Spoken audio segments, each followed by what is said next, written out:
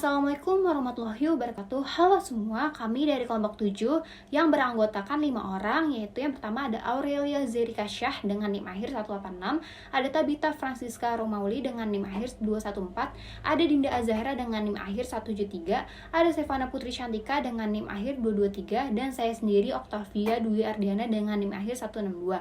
Kami ingin membedah buku dengan judul Ilmu dan Pembentukan Peraturan Perundang-undangan karya Prof. Dr. Wicipto Sidiadi SHMH. Di sini saya Octavia Dwi Ardiana dengan NIM akhir 162 akan membahas bagian bab 1. Di dalam bab 1 ini saya akan membahas tentang yaitu yang pertama sejarah pengaturan pembentukan peraturan perundang-undangan, yang kedua yaitu jenis hierarki fungsi dan materi muatan peraturan perundang-undangan, yang ketiga yaitu lembaga pembentuk peraturan perundang-undangan, yang keempat yaitu landasan konstitusional pembentukan peraturan perundang-undangan, dan yang terakhir yaitu persiapan pembentukan peraturan perundang-undangan. Yang pertama, saya akan membahas tentang sejarah pengaturan pembentukan peraturan perundang-undangan. Berdasarkan pasal 1 ayat 3 Undang-Undang Dasar Negara Republik Indonesia tahun 1945, negara Indonesia adalah negara hukum dan tidak berdasarkan pada kekuasaan. Konsekuensi dari dianutnya negara hukum, maka segala tindakan penyelenggaraan pemerintah harus didasarkan pada hukum. Pembentukan peraturan undang-undang di Indonesia telah sama tuanya dengan umur negara Indonesia, atau bahkan lebih tua kalau kita mengikuti sejarah negara kita sebelum Indonesia merdeka. Dalam pembentukan peraturan perundang-undangan di Indonesia selama ini telah diatur dalam berbagai bentuk aturan, baik yang berasal dari masa kolonial maupun yang dibuat setelah Indonesia merdeka. Pengaturan tentang pembentukan peraturan perundang-undangan ini dibagi menjadi dua babak, yaitu yang pertama pengaturan sebelum diundangkannya Undang-Undang Nomor 12 Tahun 2011 dan pengaturan berdasarkan Undang-Undang Nomor 12 Tahun 2011. Yang kedua, saya akan membahas tentang jenis dan hierarki fungsi peraturan perundang-undangan.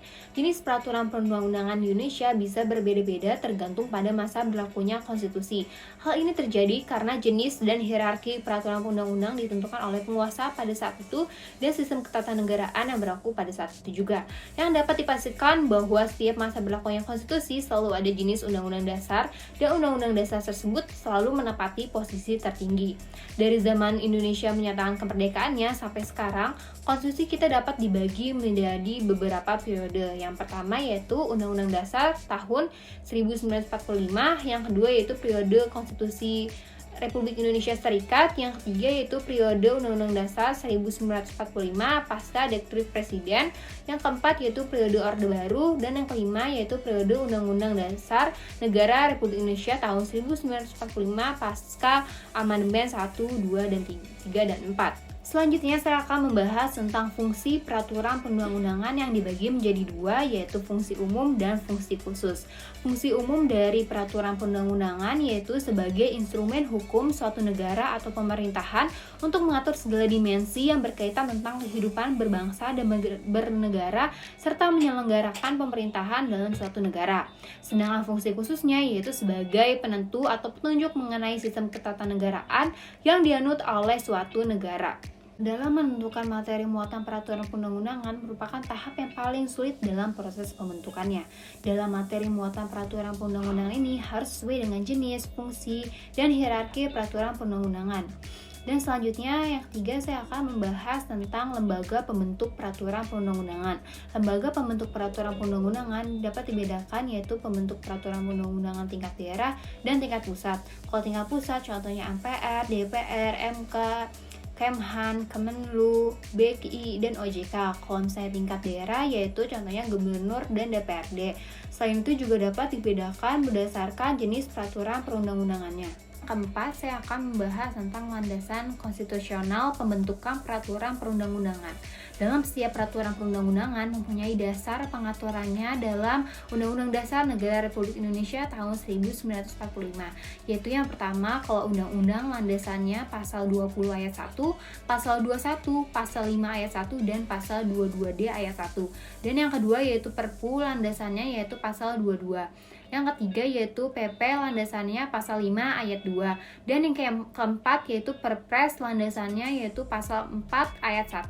Dan yang terakhir yaitu Perda landasannya yaitu pasal 18 ayat 6. Dan yang kelima yaitu tentang persiapan pembentukan peraturan perundang-undangan. Sesuai dengan jenisnya, pembahasan persiapan pembentukan peraturan perundang-undangan ini dibagi ke dalam 4 tahap, yaitu ada persiapan pembentukan undang-undang atau Perpu, dan yang kedua yaitu persiapan pembentukan PP, dan yang ketiga yaitu persiapan pembentukan Perpres, dan yang terakhir yaitu persiapan pembentukan Perda.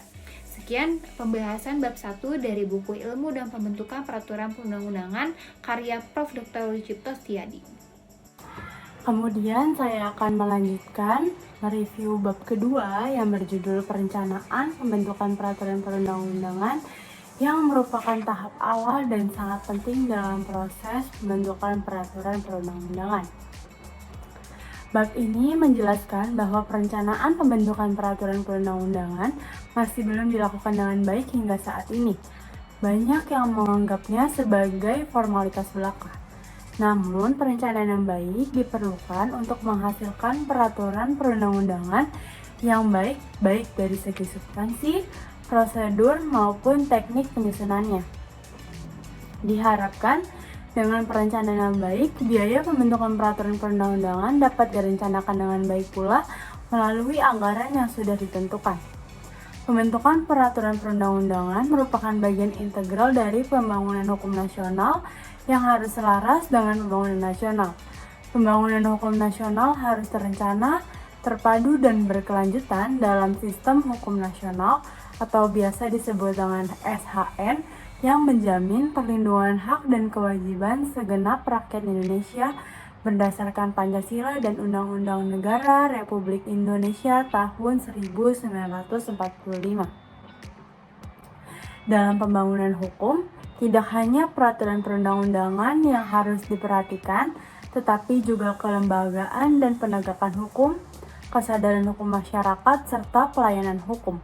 Oleh karena itu, pembangunan hukum harus dilakukan secara simultan, sinkron, dan terpadu. Salah satu aspek penting dari pembangunan hukum adalah pembangunan materi hukum yang mencakup pembaruan peraturan perundang-undangan dalam mendukung penyelenggaraan pemerintahan dan pembangunan nasional. Pembangunan materi hukum juga melibatkan pembentukan hukum, pengembangan, dan penelitian hukum. Dalam konteks penyusunan peraturan perundang-undangan, ada beberapa tahapan perencanaan yang perlu dilakukan, tergantung pada jenis peraturan yang akan dibentuk. Misalnya, untuk penyusunan undang-undang, prosesnya melibatkan penyusunan naskah akademis yang dilakukan oleh 3 pemrakarsa, yaitu DPR, DPD, dan pemerintah atau presiden. Kemudian ada penyusunan prolegnas yang terdiri atas prolegnas jangka menengah dan prolegnas prioritas tahunan. Kemudian ada penyusunan rancangan undang-undang kumulatif terbuka dan penyusunan rancangan undang-undang di luar prolegnas. Setiap tahapan memiliki prosedur dan koordinasi yang khusus.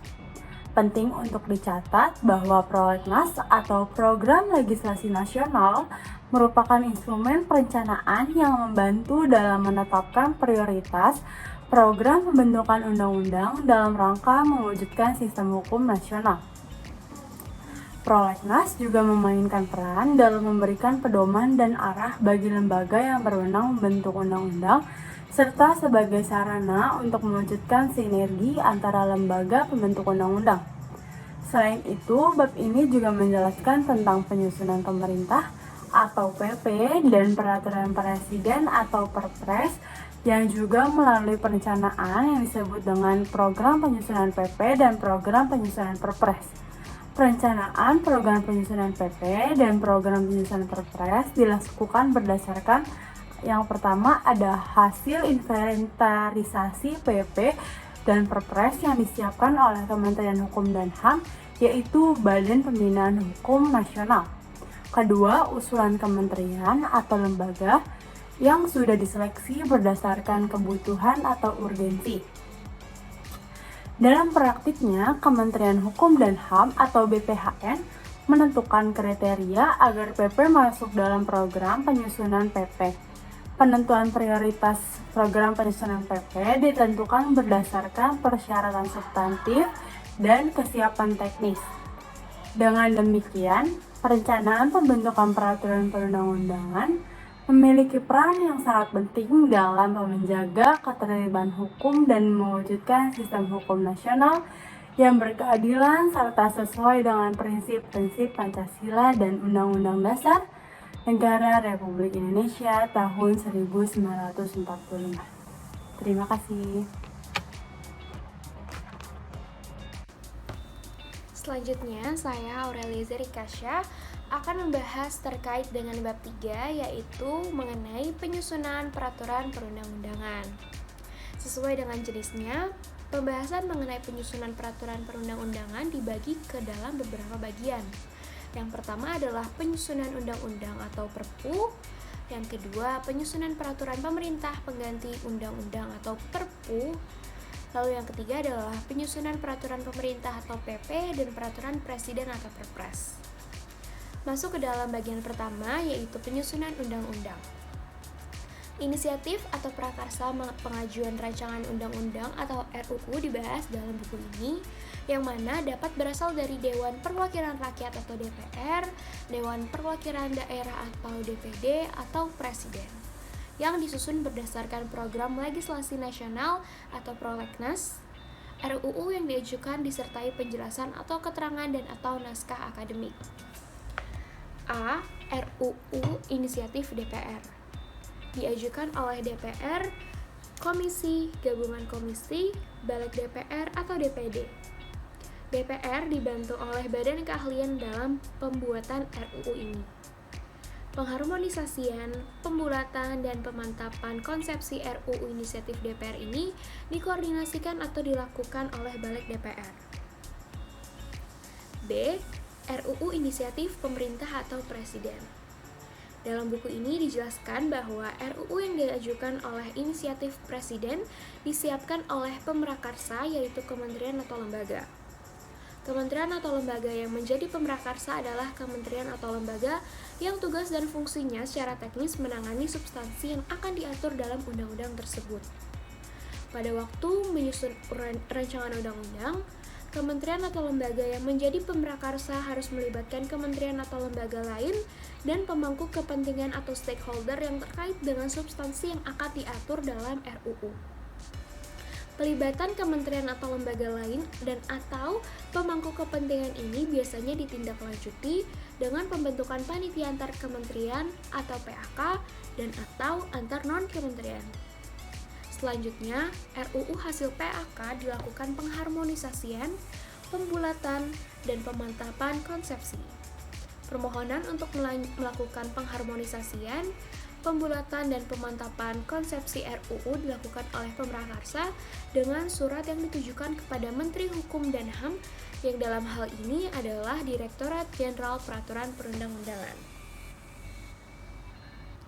Lalu bagian kedua adalah penyusunan peraturan pemerintah pengganti undang-undang atau Perpu. Dasar hukum penyusunan Perpu adalah pasal 22 Undang-Undang Dasar Negara Republik Indonesia tahun 1945. Dalam menyusun Perpu, Presiden menugaskan penyusunan rancangan Perpu kepada Menteri yang tugas dan tanggung jawabnya meliputi materi yang akan diatur dalam Perpu. Kementerian yang terlibat biasanya adalah Kementerian Sekretariat Negara. Proses penyusunannya juga tidak seperti proses penyusunan rancangan peraturan perundang-undangan yang biasa. Tidak perlu melalui perencanaan, pembentukan PAK, dan proses-proses lain sebagaimana proses penyusunan rancangan peraturan perundang-undangan biasa. Waktunya pun juga terbilang cukup singkat. Yang sering menjadi bahan perdebatan yang cukup alot dalam penyusunan Perpu adalah mengenai kriteria kegentingan yang memaksa. Kriteria kegentingan memaksa sekarang sudah ada panduannya, yaitu ada pada putusan MK nomor 138/PUU 7/2009. Apabila DPR setuju terhadap Perpu tersebut, maka pemberian persetujuannya dituangkan dalam Undang-Undang tentang penetapan Perpu menjadi undang-undang. Apabila DPR tidak memberikan persetujuan, maka Perpu tersebut harus dicabut dan dinyatakan tidak berlaku dengan undang-undang tentang pencabutan Perpu yang diajukan oleh DPR atau Presiden. Selanjutnya, bagian ketiga yaitu penyusunan peraturan pemerintah atau PP dan peraturan Presiden atau Perpres.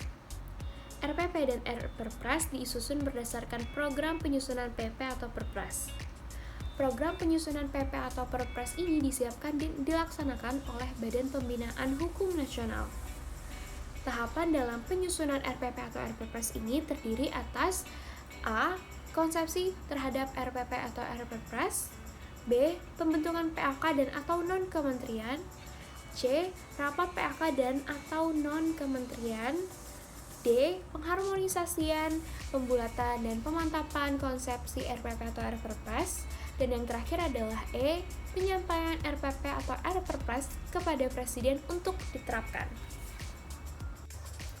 Dalam buku ini dijelaskan pula mengenai rancangan peraturan perundang-undangan yang dibagi menjadi rancangan undang-undang dan juga rancangan peraturan pemerintah pengganti undang-undang atau yang biasa kita sebut itu sebagai Perpu gitu ya. Nah, rancangan undang-undang ini merupakan tahapan pembentukan undang-undang di mana hal ini tuh telah diatur dalam pasal 20 UUD 1945 bahwa yang memiliki kewenangan untuk membentuk undang-undang itu tuh DPR. Nah, kewenangan yang dimiliki oleh DPR ini diwujudkan pula dalam fungsi legislasi yang dimiliki oleh DPR. Setiap rancangan undang-undang ini tuh harus dibahas bersama oleh DPR dan juga Presiden untuk mendapatkan persetujuan bersama. Jika rancangan undang-undang tidak diterima, maka rancangan undang-undang tersebut tidak boleh diajukan lagi dalam sidang DPR pada masa yang sama. Nah, RUU yang telah disetujui ini tuh akan disahkan oleh Presiden menjadi undang-undang. Namun, jika rancangan undang yang telah disetujui bersama ini tidak disahkan oleh Presiden dalam waktu 30 hari sejak rancangan undang-undang tersebut disetujui, maka otomatis rancangan undang-undang tersebut tuh sah menjadi undang-undang dan wajib pula diundangkan. Nah, penyampaian rancangan undang-undang yang telah disetujui ini tuh harus diajukan oleh Ketua DPR kepada Presiden untuk disahkan dalam jangka waktu itu paling lama 7 hari sejak tanggal persetujuan bersama tersebut. Namun ternyata dijelaskan pula dalam buku ini bahwa usul pembentukan undang-undang ini tuh tidak hanya berasal dari DPR, tetapi dari DPD juga. Hal ini tuh telah diatur dalam pasal 22D UUD 1945, di mana kewenangan yang dimiliki oleh DPD ini tuh awalnya terbatas. Namun setelah adanya putusan MK nomor 92/PUU/X/2012, nah, DPD ini tuh kedudukannya jadi setara dengan DPR dan juga Presiden dalam pembentukan suatu undang-undang. Nah, dalam tahapan pembahasan rancangan undang-undang ini, keterlibatan DPD itu hanya terbatas untuk pembahasan yang berkaitan dengan daerah-daerah yang meliputi dengan otonomi daerah, hubungan pusat dan daerah, pembentukan pemekaran dan juga penggabungan daerah, pengelolaan sumber daya alam dan juga sumber daya ekonomi lainnya, serta pertimbangan keuangan pusat dan daerah. Nah, pada dasarnya tahapan pembahasan rancangan undang-undang ini itu dilakukan menjadi 2 tingkatan pembicaraan, di mana tingkat pertama ini dilakukan 3 kegiatan yang meliputi pengantar musyawarah, pembahasan daftar investasi masalah, dan penyampaian pendapat mini. Nah, pada tingkat 1 ini, pembahasan itu bertujuan untuk menyempurnakan rumusan rancangan undang-undang. Sedangkan untuk tingkatan kedua, meliputi penyampaian laporan, persetujuan atau penolakan dari tiap-tiap fraksi, dan juga anggota secara lisan, serta penyampaian pendapat akhir Presiden yang dilakukan oleh Menteri yang ditugasi. Nah, pada pembicaraan tingkat kedua ini tuh bertujuan untuk pengambilan keputusan yang dimana dilakukan dalam rapat paripurna. Nah, terus untuk pembahasan rancangan Perpu itu dasarnya itu dilandasi oleh pasal 22 UUD 1945, di mana Presiden itu berhak untuk menetapkan Perpu sebagai pengganti undang-undang dalam hal ikhwal kegentingan yang memaksa. Namun hal ikhwal kegentingan yang memaksa ini tuh diartikan sebagai keadaan yang genting yang memaksa untuk menanggulangi kegentingan tersebut dengan cara-cara di luar prosedur yang biasanya dilakukan. Nah, rancangan Perpu ini tetap memerlukan persetujuan dari DPR. Jika rancangan Perpu tersebut disetujui oleh DPR, maka akan dituangkan dalam bentuk undang-undang penetapan Perpu tersebut. Tetapi jika rancangan Perpu tersebut tidak disetujui, maka harus dicabut dan dinyatakan tidak berlaku dengan cara Presiden itu mengajukan rancangan undang-undang tentang pencabutan Perpu tersebut. Gitu. Selanjutnya untuk RPP atau RPerpres yang telah empatkan paraf tersebut akan dilakukan pengharmonisasian, pembulatan, dan juga pemantapan konsepsi, di mana hal tersebut ini tuh dilakukan oleh Menteri Hukum dan HAM. Tujuannya itu untuk menyelaraskan dengan Pancasila, Undang-Undang Dasar 1945, selanjutnya peraturan perundang-undangan setingkat atau yang lebih tinggi, dan juga putusan pengadilan. Selain itu, tujuannya dilakukan pengharmonisasian tersebut itu untuk menghasilkan kesepakatan terhadap substansi yang telah diatur. Nah, untuk penyusunan peraturan daerah sendiri, gubernur atau bupati atau wali kota harus berdasarkan program pembentukan peraturan daerah provinsi ataupun kabupaten kota. Nah, untuk pengharmonisasian, pembulatan dan juga pemantapan konsepsi penyusunan perda ini tuh berbeda dengan rancangan perpu sebelumnya karena dikoordinasikan oleh instansi vertikal dari Kemenkumham sendiri. Selanjutnya, saya akan kembali menjelaskan terkait dengan bab 5, yaitu mengenai pengesahan atau penetapan peraturan perundang-undangan.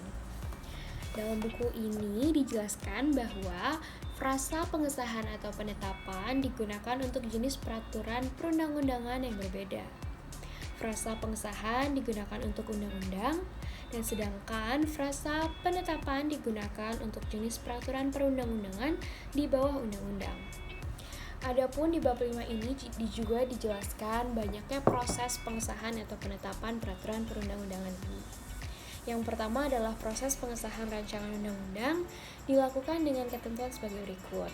Diawali dengan Menteri Sekretaris Negara melalui Deputi Perundang-undangan melakukan penelitian atas rancangan undang-undang yang telah mendapat persetujuan bersama DPR dan Menteri yang ditugasi mewakili Presiden dalam pembahasan RUU dalam waktu paling lama 3 hari sejak surat Ketua DPR diterima. Lalu diakhiri dengan naskah undang-undang yang telah disahkan oleh Presiden, dibubuhi nomor dan tahun oleh Menteri Sekretaris Negara melalui Deputi Perundang-undangan dan selanjutnya diundangkan dalam Lembaran Negara Republik Indonesia dan tambahan Lembaran Negara Republik Indonesia sesuai dengan ketentuan peraturan perundang-undangan. Lalu proses yang kedua adalah proses penetapan terhadap perpu dengan ketentuan sebagai berikut. Diawali dalam hal ihwal kegentingan yang memaksa, Presiden dapat memerintahkan penyusunan perpu ini. Lalu diakhiri dengan dalam hal menteri atau kepala lembaga pemerintah non-kementerian memandang adanya hal ihwal kegentingan yang memaksa, menteri atau kepala lembaga pemerintah non-kementerian sebagai pemrakarsa dapat mengajukan perpu melalui Menteri Sekretaris Negara guna mendapatkan penetapan Presiden. Lalu ada proses yang ketiga yaitu proses penetapan terhadap RPP atau Perpres yang dilakukan sebagai berikut. Diawali dengan RPP atau Perpres yang telah dilakukan pengharmonisasian, pembulatan dan pemantapan konsepsi yang dikoordinasikan oleh Kementerian Hukum dan HAM disampaikan oleh kementerian atau lembaga pemerintah non-kementerian yang menjadi pemrakarsa kepada Presiden. Diakhiri dengan naskah undang-undang yang telah disahkan oleh Presiden dibubuhi nomor dan tahun oleh Menteri Sekretaris Negara melalui Deputi Perundang-undangan dan selanjutnya diundangkan dalam Lembaran Negara Republik Indonesia dan tambahan Lembaran Negara Republik Indonesia sesuai dengan ketentuan peraturan perundang-undangan.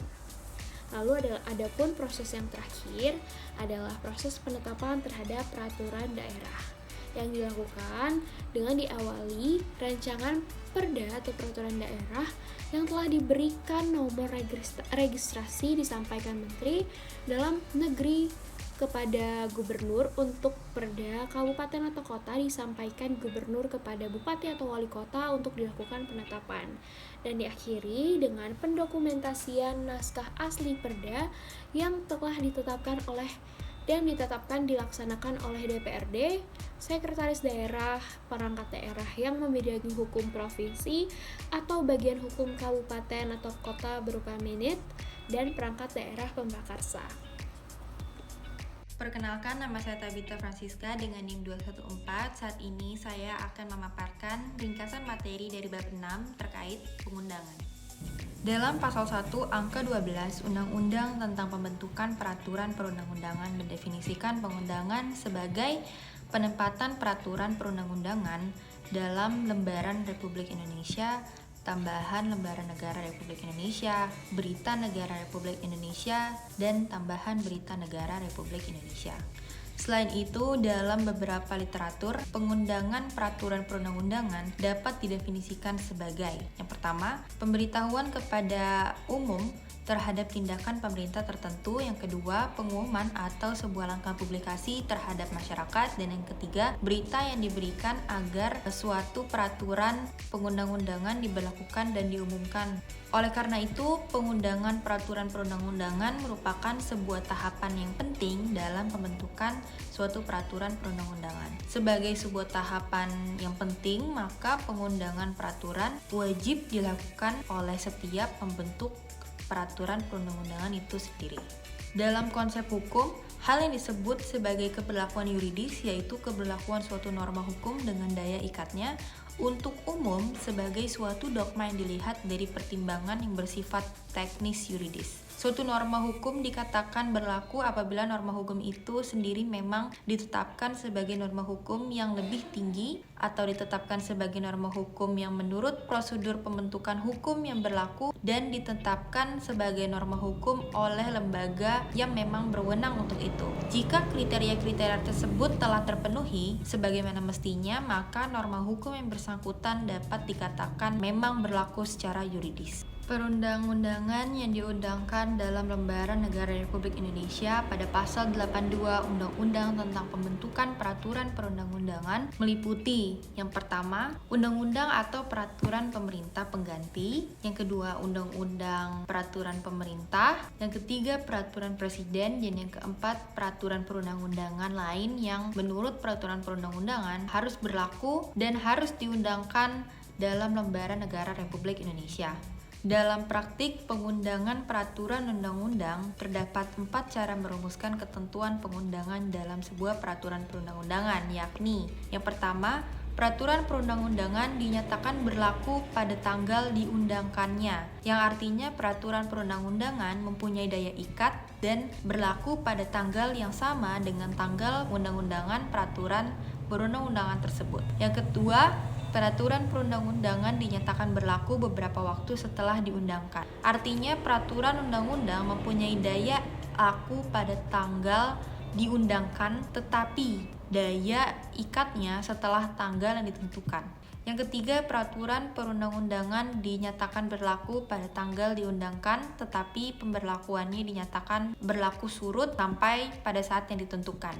Dan yang terakhir, penetapan saat mulai berlakunya kepada peraturan perundang-undangan lain yang berada di tingkatan yang sama. Apabila tidak diundangkan, peraturan perundang-undangan akan kehilangan kekuatan mengikatnya terhadap publik. Maka, instrumen pengundangan merupakan salah satu penguatan yang ditentukan oleh undang-undang. Masyarakat tidak terikat dengan ketentuan perundang-undangan apabila peraturan perundang-undangan tersebut belum diundangkan. Sementara itu, keberlakuan peraturan perundang-undangan terbagi menjadi 3. Yang pertama, keberlakuan sebagai filosofis, yaitu suatu norma hukum dikatakan berlaku secara filosofis apabila norma hukum itu memang berkesesuaian dengan nilai filosofis yang dianut oleh suatu negara. Contohnya di Indonesia sendiri, nilai-nilai filosofis negara terkandung dalam Pancasila sebagai dasar negara. Yang kedua, keberlakuan sebagai sosiologis, yaitu keberlakuan ini mengutamakan pendekatan yang empiris dengan beberapa pilihan kriteria.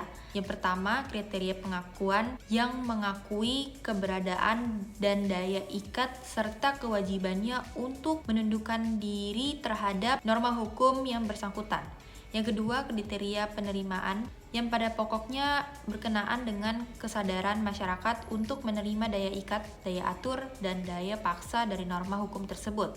Dan yang terakhir, kriteria faktisitas hukum yang menekankan sejauh mana norma-norma hukum itu sungguh-sungguh berlaku dan efektif dalam kehidupan masyarakat. Lalu yang ketiga, keberlakuan secara politis, yaitu apabila pemberlakuannya didukung oleh faktor-faktor kekuatan politik yang nyata. Meskipun norma yang bersangkutan didukung oleh masyarakat lapisan akar rumput, sejalan dengan cita-cita filosofis negara dan memiliki landasan yuridis yang sangat kuat sekalipun, jika tanpa dukungan kekuatan politik yang kuat di parlemen, maka norma hukum tersebut tidak akan mendapatkan dukungan politik untuk disahkan sebagai hukum. Pengundangan peraturan perundang-undangan merupakan tahapan yang penting dalam sistem pembentukan peraturan perundang-undangan dalam suatu negara yang mengaku sebagai negara dengan bentuk demokratis. Pengundangan merupakan proses akhir dalam tahapan pembentukan peraturan perundang-undangan yang memiliki fungsi penting karena pada saat penentuan pengundangan ditentukan juga kapan peraturan perundang-undangan tersebut mulai berlaku dan mengikat secara umum. Sekian presentasi dari kami kelompok 7, kurang lebihnya mohon maaf. Terima kasih.